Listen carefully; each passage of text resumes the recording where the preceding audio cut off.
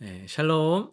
12월 29일 이슬기도 오신 여러분 환영합니다. 디모데후서 1장 7절 같이 암송하고 시작합니다.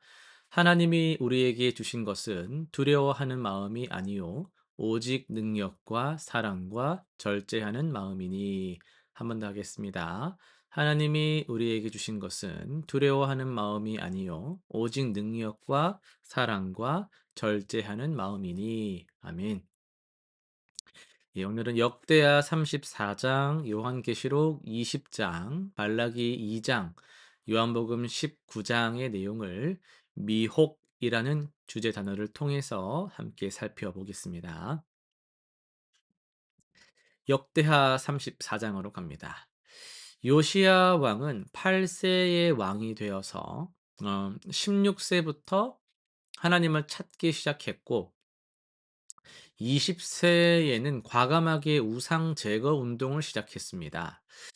이스라엘은 오랫동안 바알과 아세라, 태양 신상 등 헛된 우상들에게 미혹되어 있었거든요.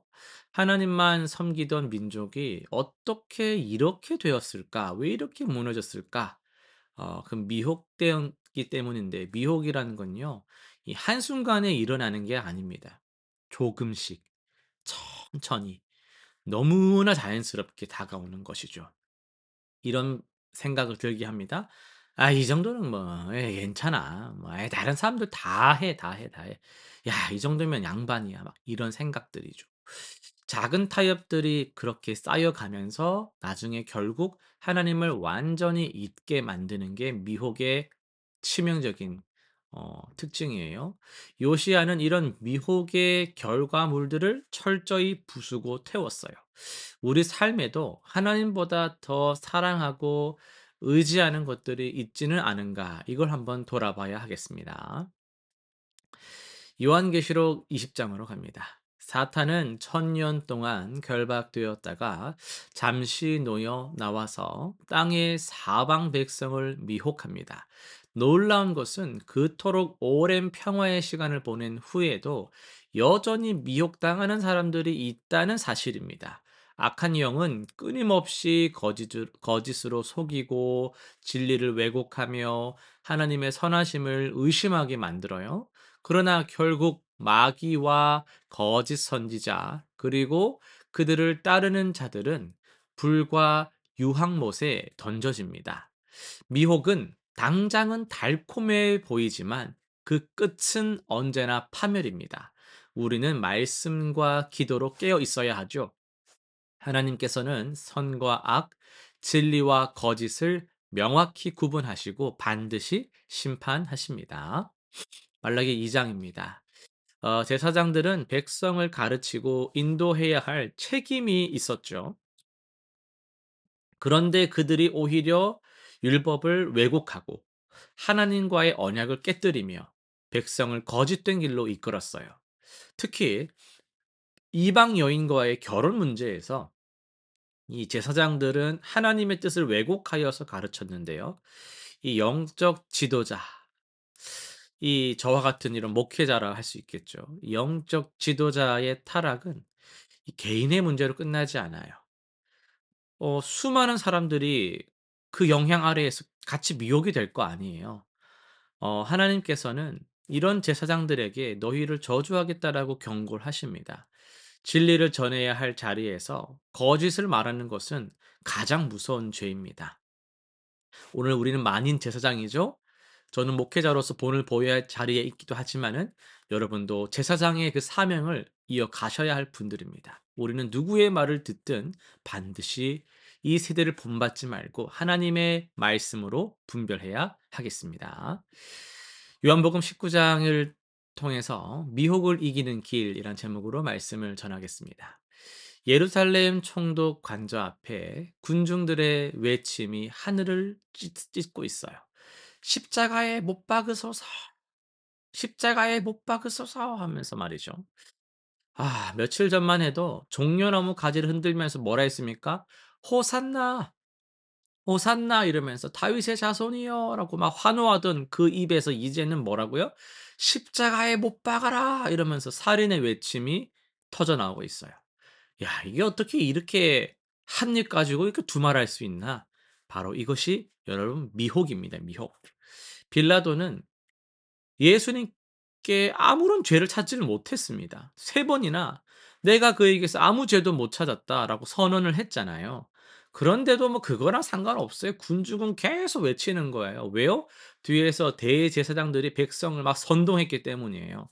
진리를 가르쳐야 할 자리에 있는 사람들이 오히려 거짓을 퍼뜨리고 있는 것이죠. 더 놀라운 것은요. 이들의 마지막 선언인데요. "가이사 외에는 우리에게 왕이 없나이다." 막 이러고 있어요. 하나님만을 왕으로 섬기던 이스라엘이 지금 뭐라고요? 로마 황제를 자신들의 왕이다라고 고백하고 있는 거죠. 하나님의 아들을 거절하고 이방 통치자를 환영하고 있는 거예요. 미혹의 끝은 여러분 이렇게 무서운 겁니다. 자신이 지금 무슨 짓을 하고 있는지, 뭘 버리고 있는지조차 모르고 있는 게 미혹의 상태예요. 여러분, 그럼 우리는 이런 사람들을 비난할 수 있습니까? 못하죠. 왜요? 우리도 매일 크고 작은 미혹 앞에 서기 때문입니다. 우리가 살아가는 세상 속에서 끊임없이 우리에게 속삭이죠. "야, 그래도 이 정도는 해야지. 돈이 이 정도는 있어야 행복한 거지. 성공해야지. 올라가야지. 네 뜻대로 해. 네 인생이잖아." 막 이런 방식의 미혹들이 끊임없이 우리에게 찾아오고 있어요. TV를 켜도 노래를 들어도 사람들하고 만나도 그 주제가 다 똑같습니다. SNS를 열면 "와, 나 빼고 다 잘 살아." 화려한 삶들이만 우리를 유혹하죠. 교회 안에서도 역시 교회라서 이런 모습보다는 때로는 "야, 교회도 이렇단 말이야?" 막 이런 거짓이 뒤섞여 있을 때도 있다란 말이죠. 여러분, 미혹의 가장 큰 특징은 그럴듯함입니다. 완전 틀린 말로 막 찾아오면 미혹도 안 돼요. 미혹의 가장 큰 특징이 그래서 그럴듯한 거예요. 대제사장의 말들도 그럴듯했습니다. 이 사람이 왕이라 하니 이거 가이사 배반하는 겁니다. 정치적으로 타당해 보이는 논리였거든요. 빌라도도 흔들려요. 야, 진리보다 이게 당장 평화를, 정의보다는 정치적인 안정을 선택하게끔 되는 거죠. 우리에게 가져오면 어떤 일이 일어날 수 있습니까? 이번 예배는 너무 피곤해서, 이번 주일은 너무 내가 일정이 중요한 게 있어서." 누구 앞에서 좀 중요한 일정을 이야기하는 것일까요?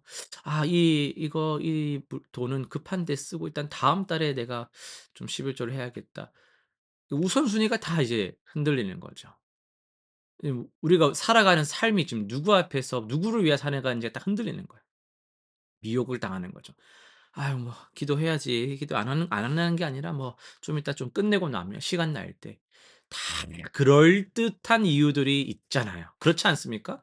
여러분, 그런 것 그럴듯한 상황 아닙니까 다? 다 그런 거예요. 그런데 그런 선택들이 자꾸 작은 선택들이 쌓이다 보면 어느새 막 사는 대로 생각하고 있어요 막. 어느새 차갑고 냉랭해져 있어요 막. 어느새 막 나도 모르게 언제 내가 이렇게 신앙생활이 형식적으로 바뀌었나 싶은 그 상태로 가 있어요 막. 당연하게 예전에는 막 벌벌 떨기도 했던 것도 이제는 당연하게 막 그냥 죄를 지어 버리고 예배를 막 골라가 다니고 막 그렇게 하게 되는 거예요. 그게 이 미혹의 결과예요. 빌라도는 예수님께 묻습니다. "진리가 무엇이냐?" 그리고는 대답을 기다리지 않고 나가요. 여러분, 이게 이 시대의 모습이거든요. 막 진리를 떠들어요. 막 혁신을 떠들고 변화를 떠들고 막 합니다.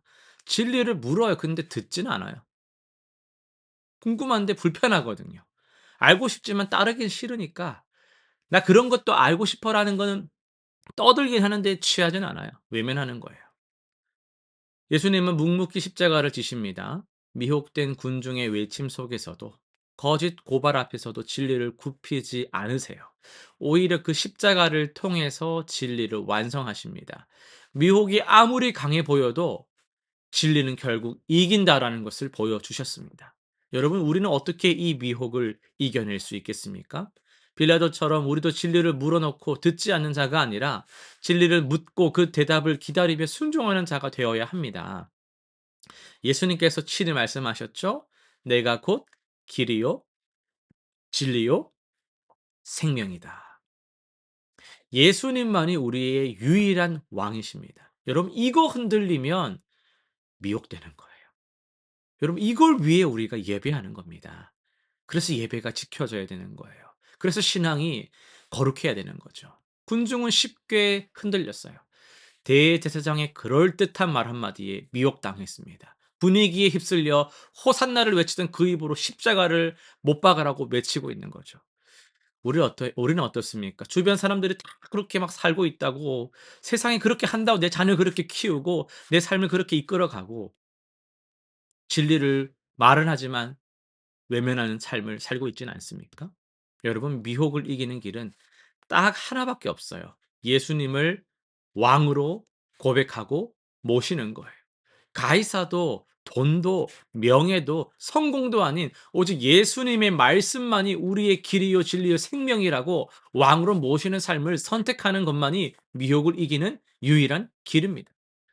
그분의 말씀이 나의 기준이 되고 그분의 길이 우리가 갈 길이 되는 거예요.